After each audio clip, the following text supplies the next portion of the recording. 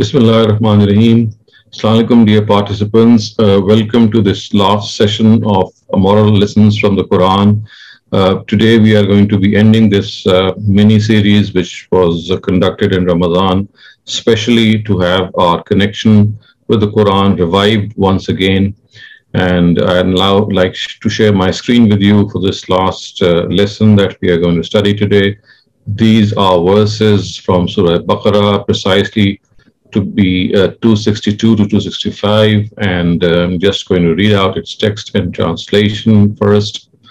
الذين ينفقون أموالهم في سبيل الله ثم لا يتبعون ما أنفقوا منا ولا أذى لهم أجرهم عند ربهم ولا خوف عليهم ولا هم يحزنون قول معروف ومغفرة خير من صدقة يتبعها الأذى والله غني حليم يا أيها الذين آمنوا لا تبطلوا صدقاتكم بالمن والأذى كالذي ينفق ماله رئاء الناس ولا يؤمن بالله واليوم الآخر فمثله كمثل صفوان عليه تراب فأصابه وابل فتركه صلدا لا يقدرون على شيء مما كسبوا والله لا يهدي القوم الكافرين ومثل الذين ينفقون أموالهم ابتغاء مرضات الله وتثبيتا من أنفسهم كمثل جنة بربوة أصابها وابل فأتت أكلها ضعفين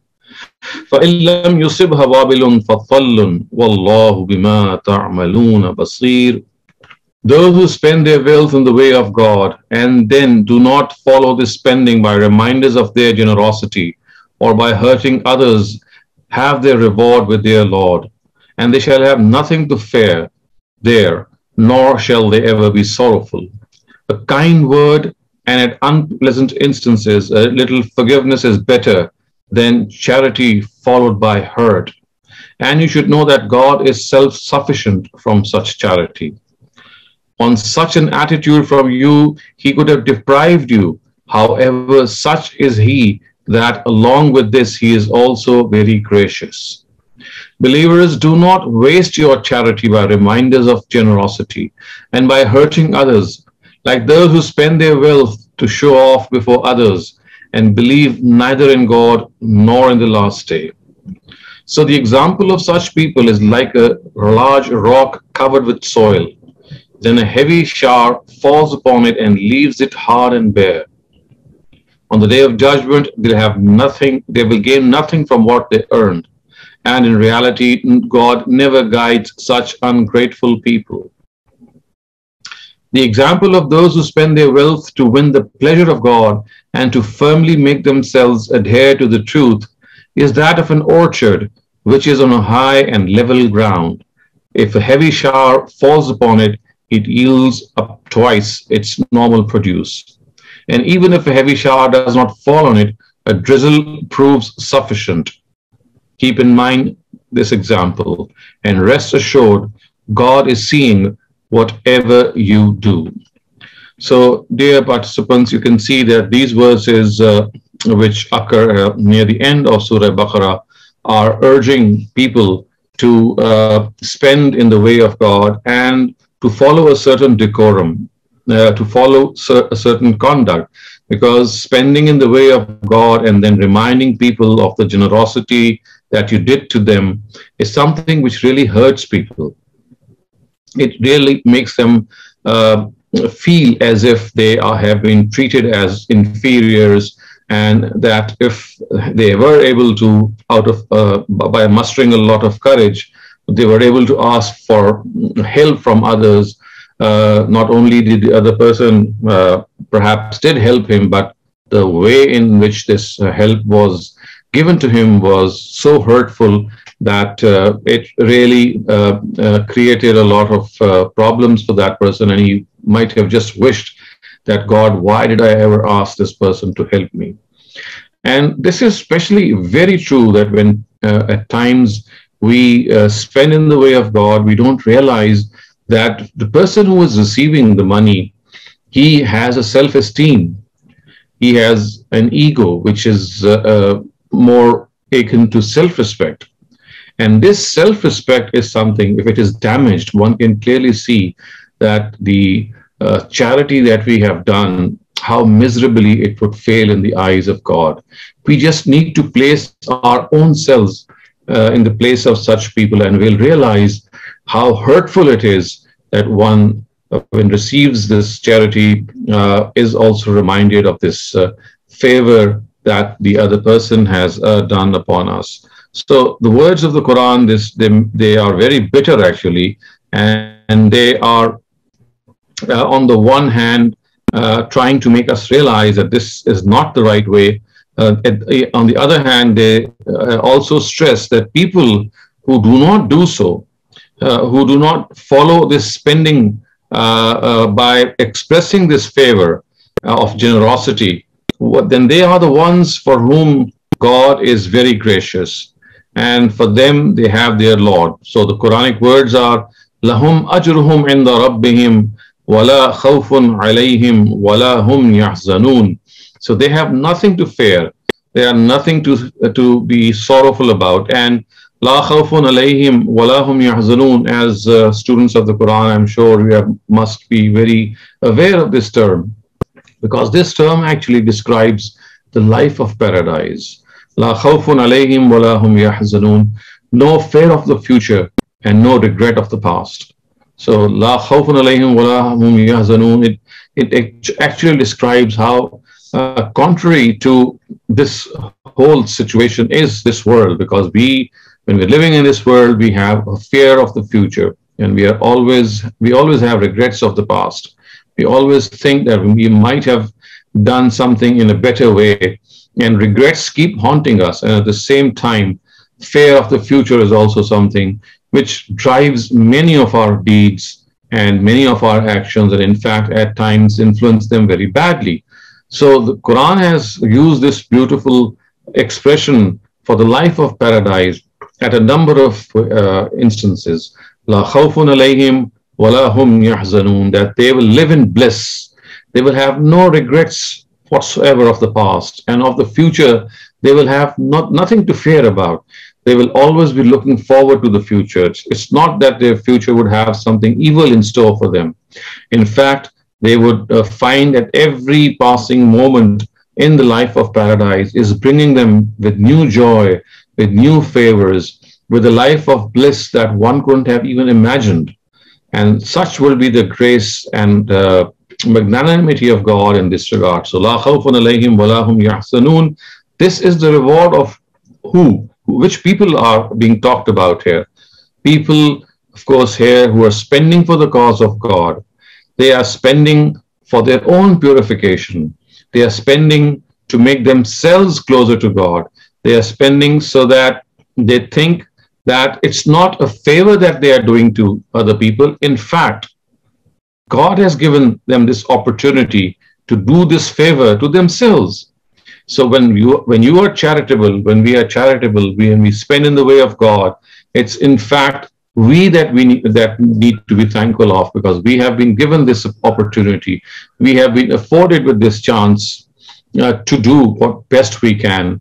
And in fact, if anything else, it is but a favor which is done to us, let alone thinking that we are doing a favor to other people. So this has to be our attitude when we are behaving in this way, when we would like to spend in charity.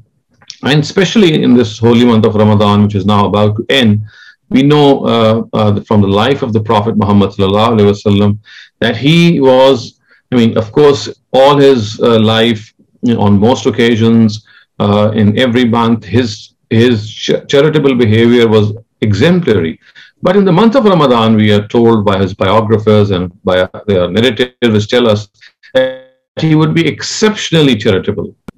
He would look out and leap out and see wherever he could do something for other people. So his charitability was exemplary in this month of Ramadan. And we do hope, inshallah, that we are able to follow his example, and not only in this month of Ramadan, but once we are able to pass through this month as well. So the Quran, after giving us this warning, actually now tells us that what the right attitude is. It says, قَوْلٌ مَعْرُوفٌ وَمَغْفِرَةٌ خَيْرٌ مِّن صَدَقَةٍ يَتْبَعُهَا أَذًى, which means that a kind word and at unpleasant instances, a little forgiveness is better than charity followed by inflicting hurt. So at times it does happen that when you are being charitable, I mean, it could be in a form that the other person might argue with you regarding the amount given, or it could be at times an unpleasant situation that would unexpectedly happen. And here people are urged that remember, God is kind to them. It is they who are the wealthy and the affluent, and they are in a position, or they have been blessed with this position to spend for the cause of God. So on such occasions, if there is a slight unpleasant situation, then God urges such people to speak with kind words, not scold the other person, and not remind him of his generosity. Because this is much better than, as the Quran says, خَيْرٌ مِّن صَدَقَةٍ يَتْبَعُهَا أَذًى. And then that those words which that really ring in our ears, Allahu Ghaniyyun Halim, which means that God is himself, he is self-sufficient from this charity. He doesn't need our charity. It's not that we are going to fill his coffers or his treasures with our money, because he is self-sufficient. If we are spending, then this is something we are doing for our own selves. He doesn't need our infaq. He doesn't need our charity at all. If anyone does need that charity, it is we ourselves, because we have been given this opportunity. And remember, if we are in a position to help others, it is just because God has given us this position, because he could have taken us away. We could have been at the receiving end easily. According to the scheme of God, he has placed us currently at the giving end instead of being at the receiving end. So this is reason enough to be thankful to him. And remember that if he is asking you to spend for his cause, it's not his personal need in any way. He is not bothered. Yes, if you do not do this, if we are not able to do this, then we are in a tight spot. We would be held accountable. We would be asked that what about the blessings that we had, which God gave us without any one of us deserving those favors on most occasions. We inherit at times, we are blessed with windfall gains at times. At times we don't even, it's like an unimaginable bonus that we gain from businesses, which is not proportionate to the hard work that we had done. So you see, it's basically that blessing of God that we have been in that position. So therefore, God is not going to in any way be needing what we are doing. It is ourselves who are in need. And we just need to realize this, that we need this charity for our own selves. We need this. And as far as God is concerned, what best he could have done was giving us this opportunity. And this actually he has. And now the onus of spending lies on us. So it says, Ya ayyuhallazina amanu la tubdilu sadaqakum bil manni wal aza. Again, the Almighty says that as far as this attitude is concerned, on such an attitude from you, he could have deprived you. However, such is that he, along with this, he's also very gracious, and he's obviously he is full of compassion in this regard. So therefore, do not waste your charity by reminders of generosity and by hurting others, like those who spend their wealth to show off before others.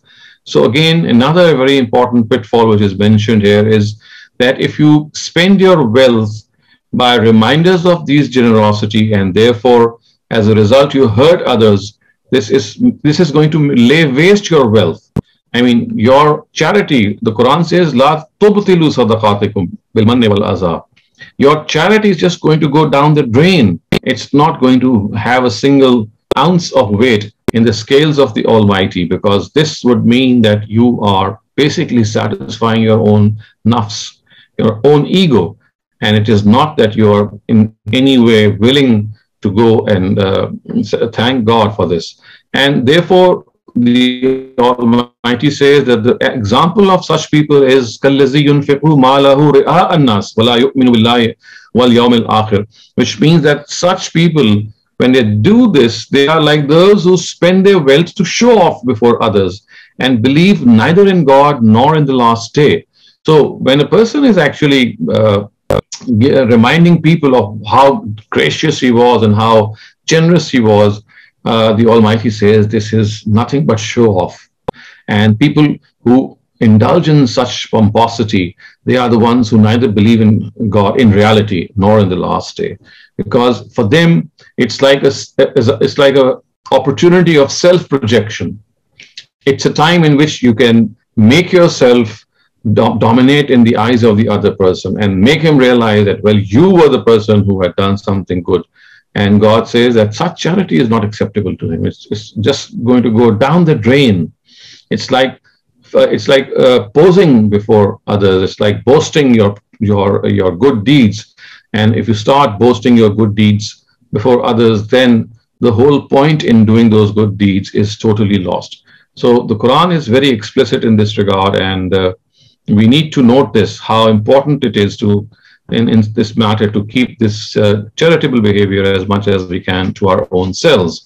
And then the Quran gives this beautiful example, as is often the case, that whenever there is something that Quran wants, or there is a point which the Quran wants to drive home, it gives an example. And here you once again encounter this example. فَمَثَلُهُ كَمَثَلِ صَفْوَانٍ عَلَيْهِ تُرَابٌ فَأَصَابَهُ وَابِلٌ فَتَرَكَهُ صَلْدًا, which means that the example of such people is like a large rock covered with soil. Then a heavy shower falls upon it and leaves it hard and bare. So just as that soil, I mean, which covers a hard rock, and a slight amount, I mean, of shower which falls on it exposes the rock, and there's nothing which is left on it. In a very similar way, the charity of such people is just going to go waste. It has no roots in the ground. It is just a matter of time in which a shower will come and just blow it away, and we know that nothing can then grow. And and such spending is very similar to that rocky surface in which nothing is going to prosper, and a slight amount of rain is just going to blow it off. And that is how the attitude of such people is going to end up before God. So, and then it says, وَمَثَلُ الَّذِينَ يُنْفِقُونَ أَمْوَالًا, and of course before that it says, لَا يَقْدِرُونَ عَلَى شَيْءٍ مِمَّا كَسَبُوا وَاللَّهُ لَا يَهْدِي الْقَوْمَ الْكَافِرِينَ. They are the ones who when spend, they are like people who can be compared to people who are like a large rock covered with soil, and a heavy shower falls upon it and leaves it hard and bare. On the day of judgment, they will gain nothing from what they earn. So, la yaqdiruna ala shay'in mimma kasabu. This would mean that all their endeavors, which they thought were done to accumulate righteous deeds, were actually done in vain, and they will gain nothing from what they earn. And the Quran says, "Wallahu la yahdil qawm al-kafirin." In reality, God never guides such ungrateful people. And then, of course, this, as is the case of the Quran now goes on to mention the attitude of charity, which is on the contrary adopted by the righteous. So it says, فَمَثَلُ الَّذِينَ يُنْفِقُونَ أَمْوَالَهُمْ ابْتِغَاءَ مَرْضَاتِ اللَّهِ وَتَثْبِيتًا مِنْ أَنفُسِهِمْ كَمَثَلِ جَنَّةٍ بِرَبْوَةٍ أَصَابَهَا وَابِلٌ أُكُلُهَا ضِعْفَيْنِ, which means the example of those who spend their wealth to win the pleasure of God and to firmly make themselves adhere to the truth is that of an orchard which is on a high and level ground. If a heavy shower falls upon it, it yields up twice its normal produce. فَإِن لَمْ يُصِبْهَا وَابِلٌ فَطَلٌّ, and even if a heavy shower does not fall on it, a drizzle proves sufficient. So such is the charitable nature of the righteous, that a heavy drizzle will produce twofold fruit. And even if a heavy drizzle is not there and there is just a drizzle, it will still bear fruit, which would mean that if circumstances are very conducive, the produce will be outstanding. understanding. And even if the circumstances are constrained, even then they would be produced, which would mean that even then they shall be rewarded in such situations, because God does not waste the reward of righteous people, because they are the ones who did this deed, not for any show off, not for any reminder of generosity, to purely attack themselves. As the Quran says, tasbeetam min anfusihim. This is a very beautiful term. It means to connect ourselves in a way that we are like this, that we are attached to God. Tasbeetam min anfusihim. And mardatillah is the other term used to win the pleasure of God, is such that if heavy rain falls, then the orchard will produce twice the fruit. And even if the heavy rain doesn't fall and a drizzle is there, it would be quite sufficient to still have a normal and a reasonable produce, referring to the circumstances that how important and how well-grounded their charity is. So this passage then ends on these words, Wallahu bima ta'maluna basir. Keep this example in mind and rest assured that God is seeing whatever you do. So don't forget that this is something which the Almighty is not aware of. Whatever you spend in the way of God is absolutely in His knowledge. If you spend it in circumstances that are straightened, if you spend it in circumstances in which there's no one watching you, don't forget that, yes, the all-seeing and the all-knowing knows whatever good deed you have done, and you spend as if God is watching you. And this month of Ramadan, as we draw close to this in these days, and also draw close to our mini-series, this is the biggest message that we have to draw from from these verses of the Quran. Wallahu basirun bima ta'malun, that God is watching us. So in the month of Ramadan, it was an experience that all of us had gone through, that this observation God was literally something that we felt, and we never broke off our fast. We never ever drank water when we were in seclusion. Although we had a chance, no one was looking, but the feeling was that God is watching us. So the takeaway from this month of Ramadan is that do remember that if God is watching you and you're not drinking or not eating and abstaining from intimate relations with your wife, in spite of the fact that there could have been none to watch you, but you did not venture forth and drink or eat or indulge in those relations because you had that immense feeling that, if no one is watching, God is watching us. So this is the most beautiful part of the Quran. That is an object lesson for us for the rest of these 11 months. Remember, it's not just in Ramadan that God is watching us. It's not just in Ramadan that when we don't drink water or eat food, then we do so with this feeling that we could have broken this had no one been watching us. No, in spite of the fact that this was something that we could have done, we never did this. This is the most powerful message that, yes, in those 11 months before the advent of the next Ramadan, we would be watched by the Almighty for all that we do. And so therefore, let us remain mindful of this, that we have to conduct ourselves in a manner that every time that we stumble upon a bad deed, immediately we are reminded that no, God is watching me. Just as we are reminded whenever accidentally we pick up a glass of water in Ramadan, and we are reminded, no, I'm fasting and I'm not going to drink it. So if we are able to draw this lesson from this month of Ramadan and from these very powerful verses of the Quran on which today we are ending our mini-series, I think it would be a huge achievement. And let us pray that we are able to actually reap the benefits of this month of Ramadan, and also pray to the Almighty for any blemishes that we might have done. Of course, there have to be a lot of blemishes that must have emanated from all of us. So let us pray to God that God forgive our blemishes, accept our fasting, and make us worthwhile individuals for the next 11 months, because the real test of Ramadan is not Ramadan itself, because it's a workshop. The real test of Ramadan is after Ramadan. It will show whether we have really reaped the blessings of this month or not. So I thank all of you participants who have been there in this series. I also thank specially our organizers, Najia, Ghazal, Dr. Suhail, all of you who were very vigilant and, of course, were very busy in your schedules, but you spare time to conduct these sessions. So, inshallah, we will continue with our other courses that we were already doing before Ramadan, after Eid. And with these words, I am now available for your questions.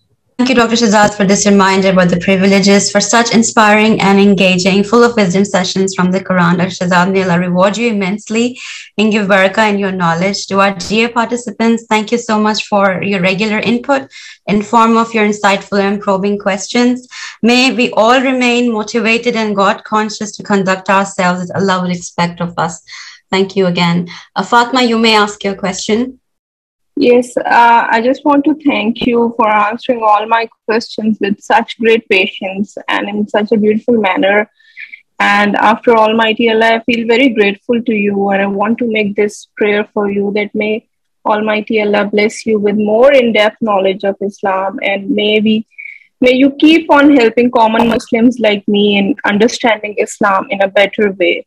And yeah, that's all I wanted to say. Thank you so much. I feel very grateful to you. You're most welcome, and it was a pleasure for me and a personal honor as well. Dr. Shehzad, we have a written question about Shab-e-Qadr because they were listening to a traditional lecture on radio, and it was said that a person shouldn't sleep even a while during this night as it is haram. So what is your point of view on this? I mean, you see, whenever a person gives a verdict or an opinion, it has to be based on the sources of religion. So I would like to, know if that worthy sermonizer presented any verse of the Quran or any hadith of the Prophet, because to my limited knowledge, as far as I have read, there is not a single verse to my knowledge in the Quran or of the hadith which says that you have to remain awake all night. In fact, on the other hand, what I know from hadith literature is that there is not a single night which we can think in which the Prophet remained awake all night. So the word tahajjud itself means to rise after sleeping, to break your sleep. And this is what he used to do. He would sleep and then he would break up his sleep. Yes, in these odd nights, he would get up earlier than his normal tahajjud. This is something very understandable. But to my knowledge, this was his uswa, this was his example, that sleeping and then getting up is something that is the word tahajjud itself qualifies and signifies.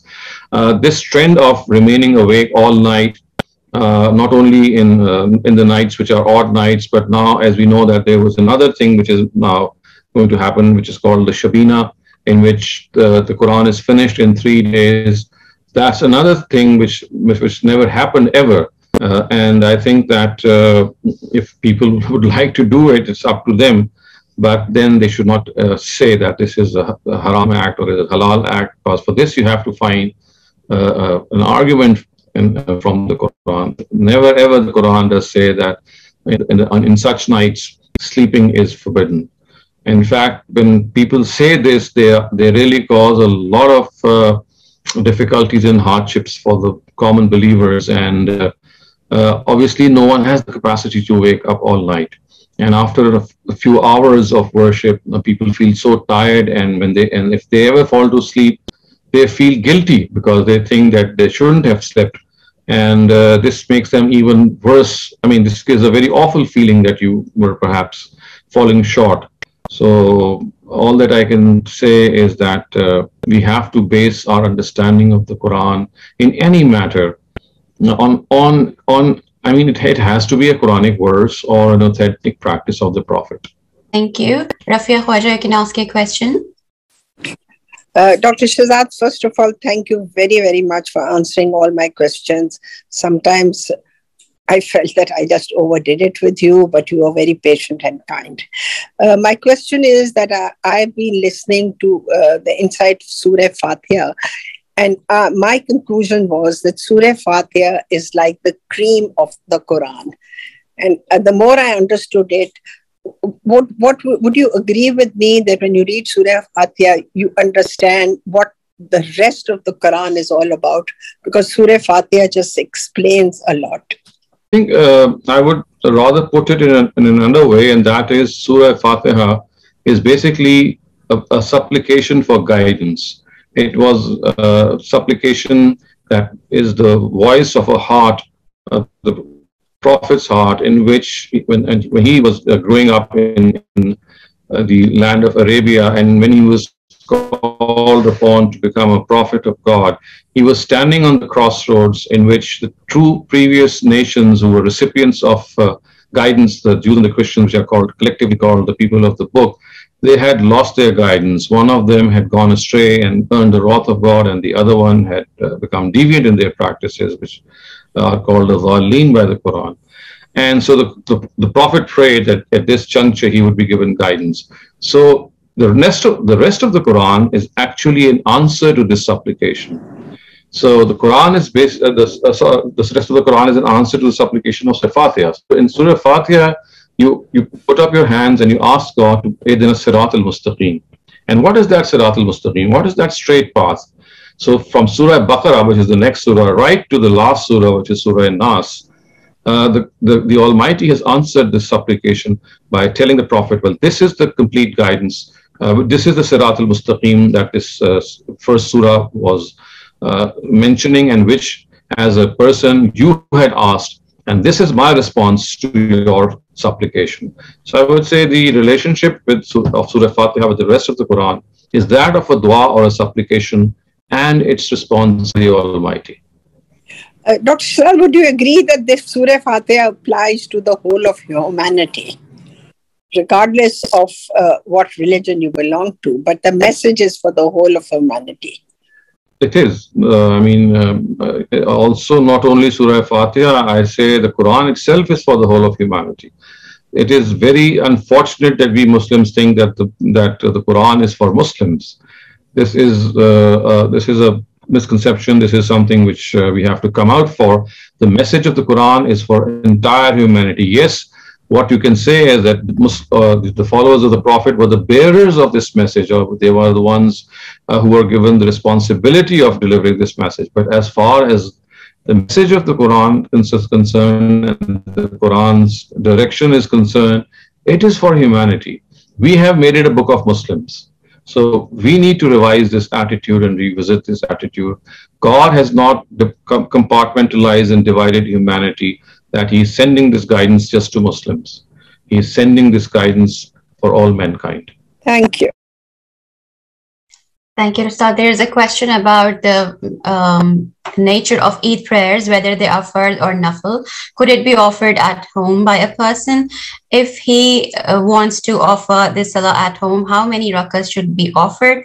And should it be offered by a person who has kept all the fast, or the one who couldn't fast to also offer the prayer? So Eid prayer is incumbent on everyone, whether he is fasted or not. And just as the Jummah prayer cannot be offered at home, it is a congregational prayer that has to be offered in public. And the practice of Prophet was that he himself would lead this prayer, and his representatives as well. And the Sunnah, which was after him, was that the rulers of the Muslim would be leading this prayer, and their representatives would be leading them in their respective territories and their provinces. So basically, it's a prayer like the Friday prayer that has to be offered by every single person in the mosque or wherever the congregation is, and it cannot be held. I mean, it's not something that has to be offered at home. Yes, in the past 2 years, when there were those circumstances in which we were passing through COVID, or exceptional situations in which going to the mosque was very, very dangerous. So there were exceptions that were created, but not in these circumstances. So like the Friday prayer, the Eid prayer is also incumbent on everyone.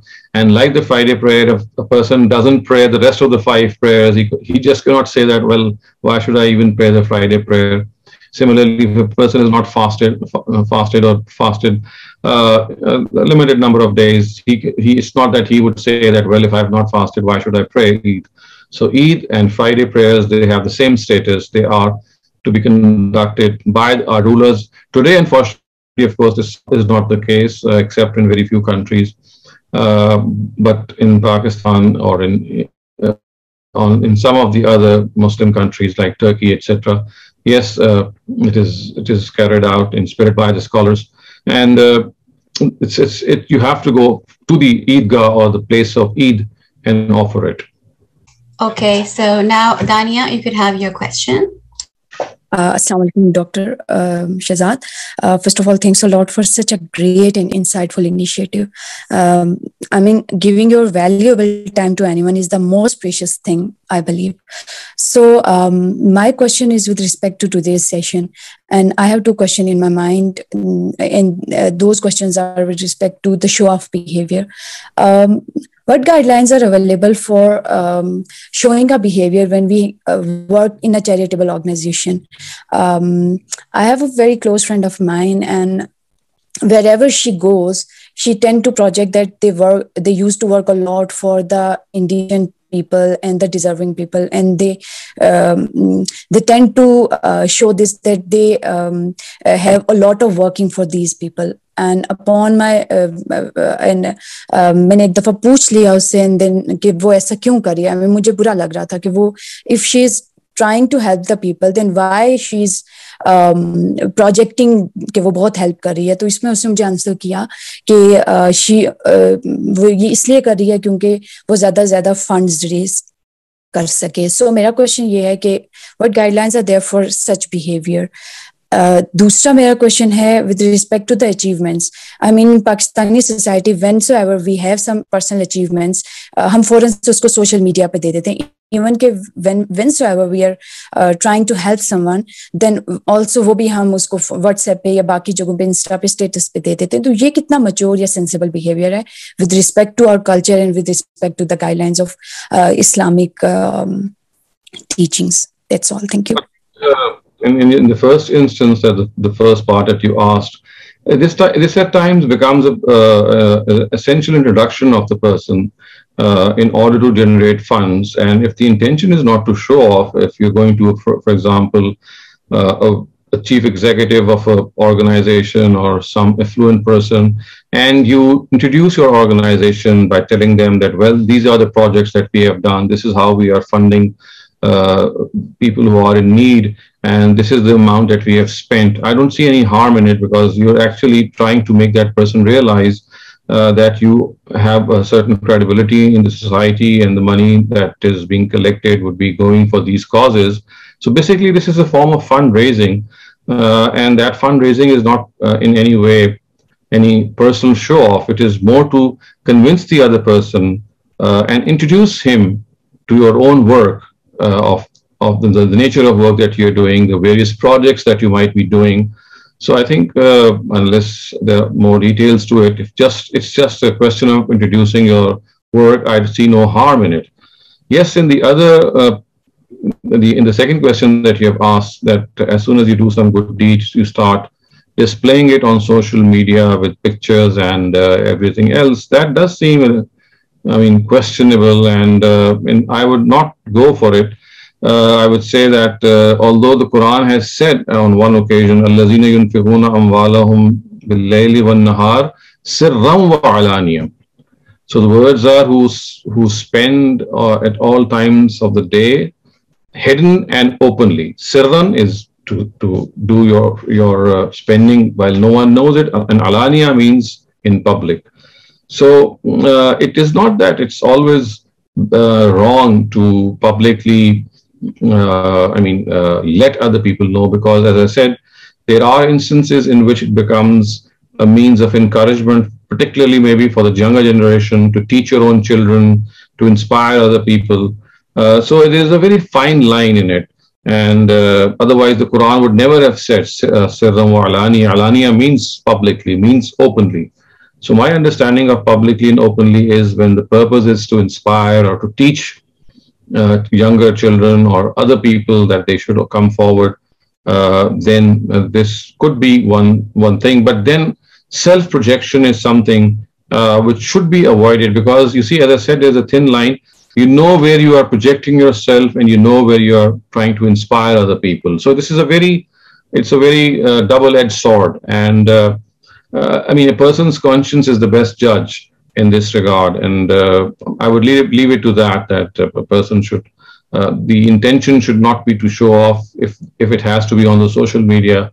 The intention should be that people are inspired, and instead of the person himself or herself, whatever has been done, maybe if that is projected by maybe omitting the name or giving it a fictitious name even, at times that is also possible, because you don't mention the name or you mention a fictitious name. And whatever is done, for example, if you're donating for a school or for a well or for various other welfare projects like a hospital, etc., then whatever is being done, like for example, if the machine is being donated or if the fee is being donated, so instead of the person who is donating it, the thing which is being donated is maybe highlighted on social media, then maybe this could be a reasonably good way, or okay, I would say, and could not be construed as being a show off. Thank you. I believe that must have answered the question. Adil Qureshi, you may go now. Ji, Assalamu alaikum, Dr. Walaikum assalam. Dr. Sahab, obviously, first things first, we are probably going to close the series of sessions that we've had. It was a privilege. It was really absolutely amazing to hear your thoughts. And I would like to commend you and appreciate yourself as well as the moderators, Naji and Dr. Suhail, in patiently arranging these sessions and also helping us bring closer to Allah. And I also pray as a result of this, you yourself and the moderators also get rewarded by Allah in the here as well as in the hereafter. Thank you very much.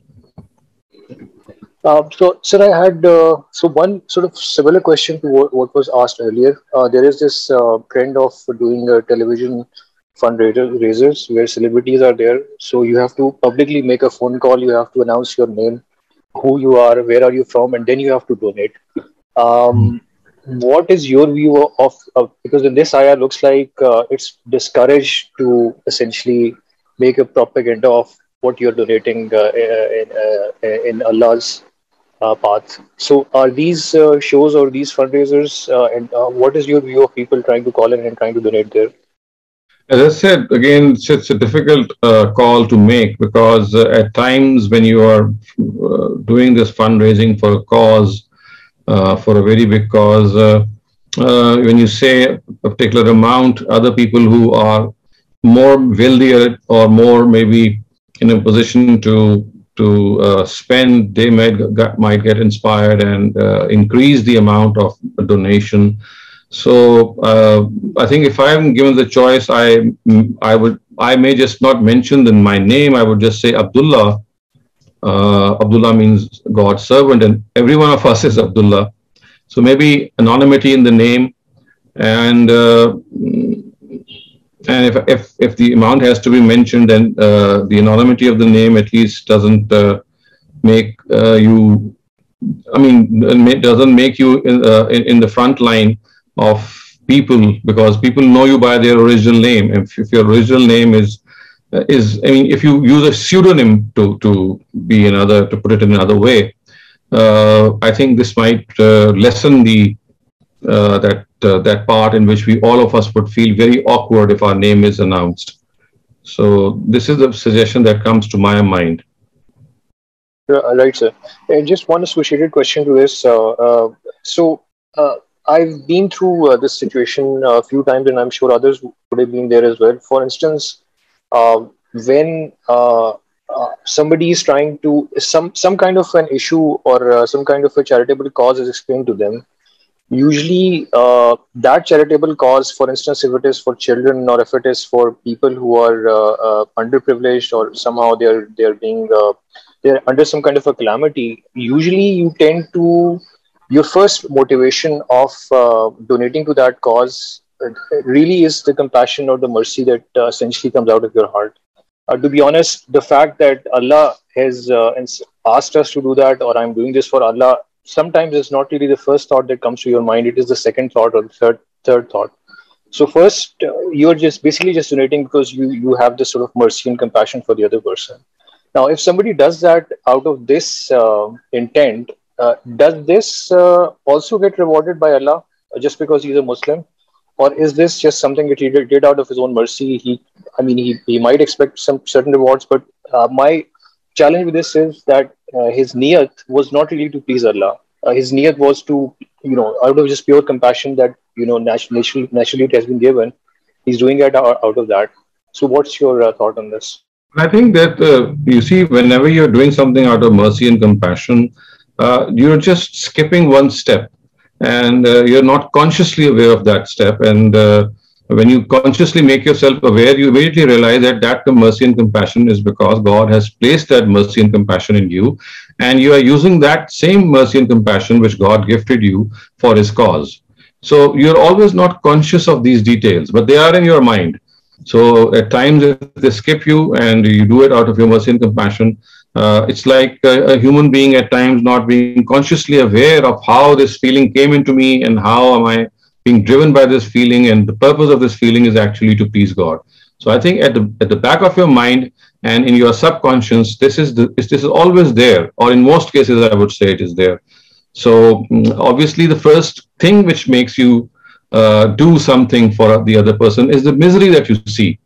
I mean, this is we are all humans, and when we see people in miserable conditions, our first instance is to remove that misery. But remember, all these things which I just described, they are found in your mind, and when you're doing them, you're not consciously actually, always logically following those steps that, well, this mercy that I'm now being, that is now being expressed by myself and making my own self stimulant or stimulated to go into this act of generosity is actually from God, and I'm basically doing it to please God. These are things that I would say in most occasions are understood and found in your own self.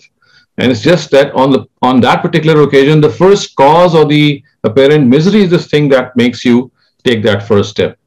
Thank you. Last but not the least, we have the last remark, I guess, from our moderator, Dr. Suhail. Suhail, you may go ahead.